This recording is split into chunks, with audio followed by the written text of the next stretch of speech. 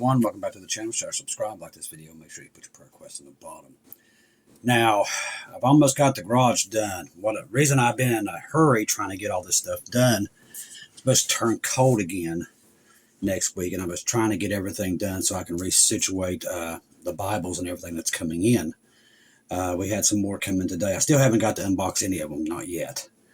I'm having problems with one of my units, the emergency heat unit. It sits in my garage. It's falling through the floor.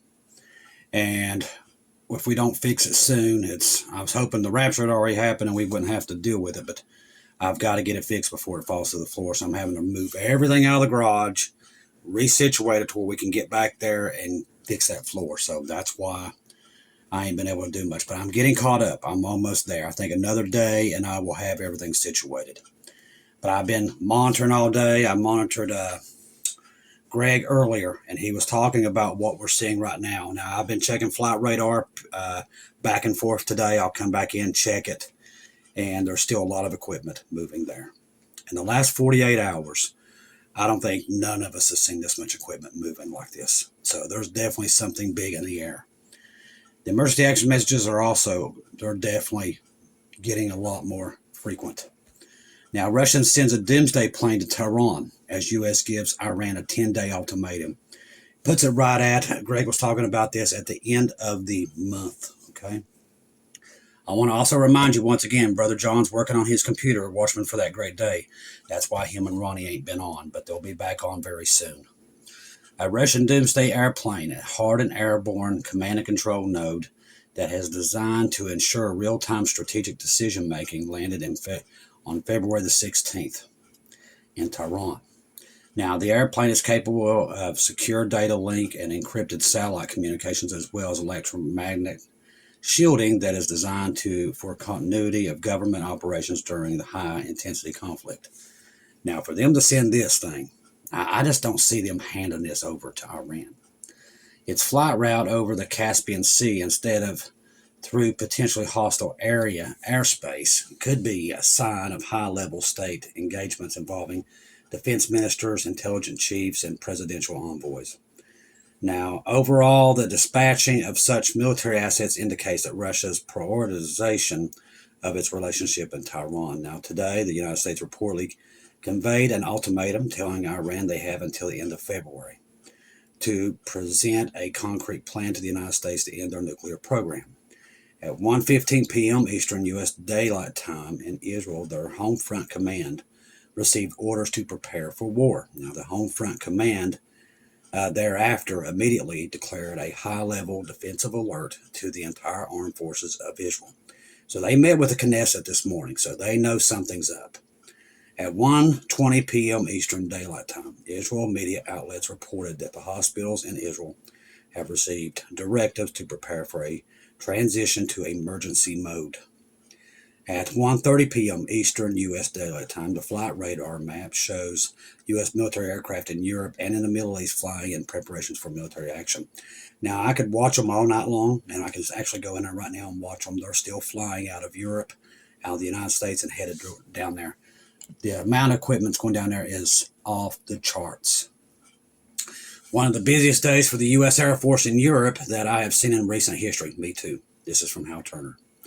With close to a dozen KC-135 Stratotankers airborne across the Mediterranean, that's helped to get the jets across the drink. And off the coast of Spain, while steady line of C-17 Global Masters, that's your equipment, your tanks, your Humvees and stuff like that, and ammunition, rockets, you name it, can be seen headed towards the returning from bases in the Middle East. The United States is moving additional assets, not just fighter jets, towards the Gulf, and in these hours, we're tracking the largest movement of USAF, that's the United States Air Force, AWACS. So you don't send AWACS to a theater. It's what we call this when you have we call it a theater. So if you're looking at the theater that they're sending it to, which will be Iran, looks like we got 4 or 5 AWACS over there. So this is like something out of Desert Storm and even bigger. You don't send this kind of stuff for just a few hits. Social media posting before lays out charts of tanker traffic in the Middle East, 85 tanker aircraft. Now, that seems like a lot, but it's not when you've got all these fighter jets going across the drink. That's what it's for. Fighter jets, your F-35s, your F-22s, your F-16s, F-15s, your F-18 Hornets, they drink a lot of fuel. And to get them across the drink or get them to where their location is, you got to have a river of these air refuelers to get them to that point. That's what that's for. So can't really pay attention to the number of tankers because that's how many. I think each one of them takes care of maybe 13 jets apiece. Iran may not actually have 10 days. The last time the U.S. president gave them a warning, which is true, he told them they had about 2 weeks to do a particular thing, but the U.S. attacked just days later, and I'm sure Iran knows this as well. The U.S. did not wait the entire 2 weeks, and I don't think he's going to this time either. I want to pause here. Now, I don't know if I've talked about this, but in the last couple weeks, I've had some dreams. Now, the first one was referencing February the 15th. I had that before February the 1st, and I thought maybe that's where this thing would take off, but that's when the Epstein files the names was released. So all these names, I can't remember how many was on the list. I still haven't got the full list. I haven't really even checked it because they oversaturated with names to try to throw people off, but God was telling us that was going to happen. The next 2 times, and then after that, I saw 2 other. I was at a mailbox. It was 97 on the mailbox. But when I went in to the post office, now I'm going to bring this up because it's very important. God has shown me post office boxes now twice, which is very strange. The first one was beside the road. It wasn't inside of a post office. It was box 97. But in the box, when I went there, I knew it was 2828. But when I first saw it, it was just 28. And then I saw 28 or 2328. So I don't know if these are dates or not, but I do believe it could be referencing February the 23rd and the 28th. That's something. See, God doesn't show me the rapture dates. Everybody, when they see a date, they automatically think it's the rapture. I don't. He shows me future events we need to pay attention to. The 15th, exactly the way he showed me, was the time they put out the files, the names. I would pay attention to the 23rd and the 28th of February. And then I had and the other dream I had was my mom's birthday. My mom I was seeing my stepfather come in and give my brother a birthday present. Now, my brother's birthday is March the 18th. And my stepdad represents America because he was born on the 4th of July. So God was representing America through this. Now, my mom comes into the room, and I had completely got her birthday wrong. Her birthday is on the blood moon. And she had the blood moons on her dress, a solid white dress with blood moons, which was referencing this time period. So I know people's going to attack me for this. I really don't care. But I would watch the 23rd, the 28th, the blood moon, and after that, I'm thinking maybe the 23rd through the 28th, this thing in Iran, maybe that's where this goes off at, maybe even in between it, don't know. There's just something that I've seen with these numbers that maybe they reference dates, so we'll have to wait and see. Now, yesterday I had another dream about a post office. Again, this one was, God's definitely been speaking to me. Now, I go into this post office box. I'm going to pause here. We'll get right back into this. So that's my alarm just went off. I don't know why it went off. There's nobody out there. But anyway, I am in this post office, and when I go in, I can't get my mail. Can't get it. They have locked all the boxes, and now you have to have a digital ID to get in the boxes. I saw this. So when I go in, she says I could not get my mail anymore until I pay a fine of something that I owed, that I didn't even know I owed. I'm like, what are you talking about? I don't know. She goes, it was something to not even do with the post office, but everything was a fine. You had to pay it to be able to get your mail. I saw this, people, with my own eyes. There was an AI thing in the middle of this post office that was controlling all the post office boxes.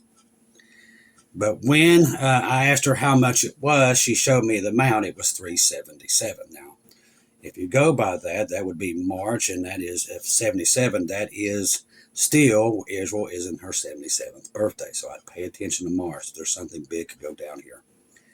Because I mean that for me to see that, there was no reason for me to see it. I wasn't thinking about any of that stuff. So God was letting me know this AI system and all this control that they're working on through AI and all these other things, they're getting ready to roll this thing out. So God was showing me that we're that close to the tribulation. We're right up on it. So once again, we'll get back into this. Iran may not have actually 10 days.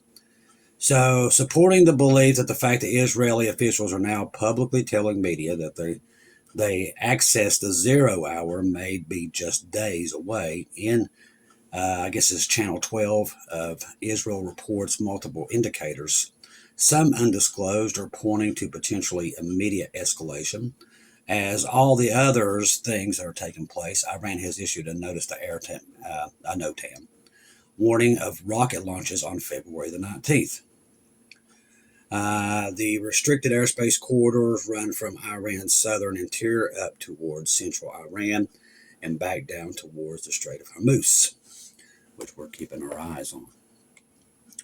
Now, this NOTAM on its face is causing very many people to wonder if Iran knows it is going to be attacked and has ascribed a strike first.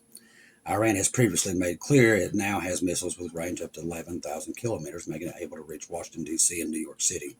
Prepare yourselves. You never know what could happen here. We may all get to see what happens during Iran's NOTAM for tomorrow. So, once again, right now is a time we have to be vigilant and keep our heads on a swivel. We all know what time we're in. We see the world collapsing by the minute here. I will tell you this, there's tons of Chinese warships and Russian warships making it to the theater in the Middle East. Now, I do believe China's there to monitor because they know they're going to war with the United States soon after. They know this. They're preparing for it because they know that they're going to take Taiwan very soon, and they want to see how our Navy does. So they're there monitoring it. Also, Russia has got a pretty good sized fleet starting to show up there. This could go sideways in so many ways. That's why we tell you the rapture of the church is here and it's coming. Iran playing this big role here at the end times, that's straight out of Scripture. We know where we are. God's already revealed to the world. He's already made it known that the world is past corruption and it's going to be judged. That's the Steen Files. He wanted everybody to know that these people cannot be touched, and only by him will they be brought down, and that is the tribulation. That's what's coming. I'm just here to remind you, Jesus knows where you're at and what time you're and where you're going to be at that time, and he's coming to get you. Now, many's going to tell you he's not coming to get you. It's not going to happen, but I'm telling you, they're going to get a big surprise. I can right now 1,000,000,000% tell you he's coming to get you. He showed us these events. We knew they was coming, and he's still warning me and many others that there's things in here that leads us home, and we got to pay attention. He's coming to get you, people. He's letting everybody know. He's still talking through many children around the world. They're all seeing him, and he's telling them he's coming, and he is, or I wouldn't even be here. I want to thank everybody who donated through PayPal, buy me coffees, Venmo, Cash App, helping us with the Bibles, getting all that situated. I've got a bunch of thank yous. We'll get into that as soon as I get myself caught up. Right now, keep everybody in your prayers, ladies and gentlemen, all of us, and keep your head on a swivel. There is a lot of things moving here, a lot. And at any time now, this thing could go down simultaneously. I still think that we're looking probably around the blood moon and everything before this stuff really gets even more crazier. That's when I'm kind of looking at it. Could be wrong, could be sooner. But definitely the 28th through that blood moon, I would definitely be paying attention to something catastrophic going on down around the world, because it's right now it's gearing itself up to it. So definitely keep your eyes on the ball and keep your eyes on the sky, because Jesus is coming. And we see all the indicators of that. Every time I get on here and check the news, it tells me the same thing. We're very, very close. Trust the gospel. 1 Corinthians 15, 1 through 4. Jesus died on the cross for our sins, past, present, future. He died, was buried, rose again on the third day, according to the Scriptures. Trust in Jesus and Jesus alone. Confirm everything through him, and don't take your eyes off of him, people. It's getting crazier and crazier day by day. And I don't think we have much more time here. I think mankind is completely out of time. I think we all agree on that of what we're seeing. Everywhere we look, war and rumors of wars is brewing. The U.S. economy is not doing well. Gold and silver. And now that I know that they're doing future bets on gold being $22,000 by the end of this year, I know we're in. They are predicting, these rich elites are predicting that we're in World War III, and it will happen. And here's the crazy part. They will make it happen. It's already been plotted. There's no stopping it. These people have already made up their mind where they're going, and Jesus knows that day that they've decided to do it. That's why he warned us in 2020 and started waking us up. All these people that you see that's in all this are all tied in these files, every one of them. They all have one goal. That's to control the population and take the world to war and get rid of the population. All of them that's tied together, they have the same goals. All this is tied back to the World Economic Forum, and the list goes on and on and on. These are these rich elites, which I do not believe are human. They are all fallen angels. And they have taken over every major industry, every major bank around the world, and they're controlling what the outcomes are. They've already made up their mind what the outcome of this is going to be. They're going to get rid of all of the population and try to control what's left. That's what they're getting ready for. That's why you're seeing what you're seeing. And that's why God's waking us up to know that this is coming, because that's our exit. He's coming to get us out of here when they decide to make their move. I love each and every one of you. If I don't see or hear from you again, I'll see you at home.